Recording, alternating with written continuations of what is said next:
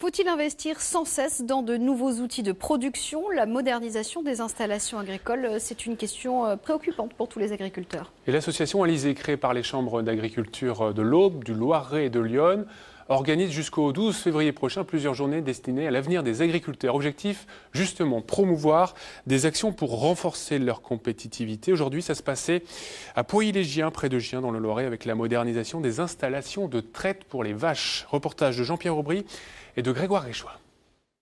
On a tous les animaux sous le même bâtiment. Voilà. Ça fait qu'un seul site.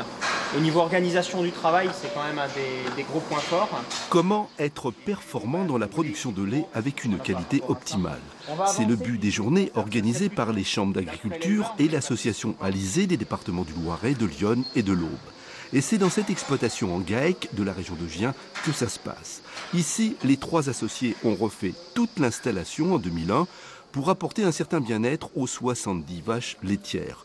Cela va d'un système de ventilation à des boxes de couchage individuels, en passant par des tapis anti-glisse ou une station de brossage.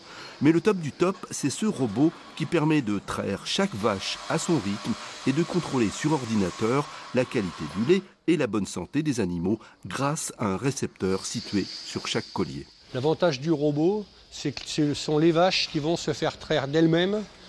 Et ça fonctionne 24 heures sur 24. C'est surtout beaucoup moins de pénibilité du travail. C'est-à-dire que le temps d'astreinte qu'on avait tous les jours, qui dure à peu près 1 heure, 3 quarts, 2 heures, s'est réduit à environ une demi-heure de maintenance quotidienne de surveillance.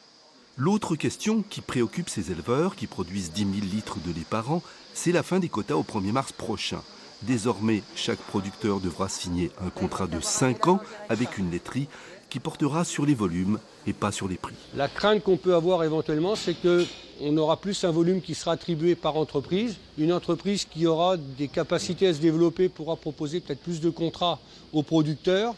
Une entreprise qui sera moins développée n'aura peut-être pas la possibilité de donner aux producteurs la même quantité de lait. Sur les 600 producteurs de lait des 5 départements suivis par la coopérative Alizé, seuls 42 sont déjà robotisés.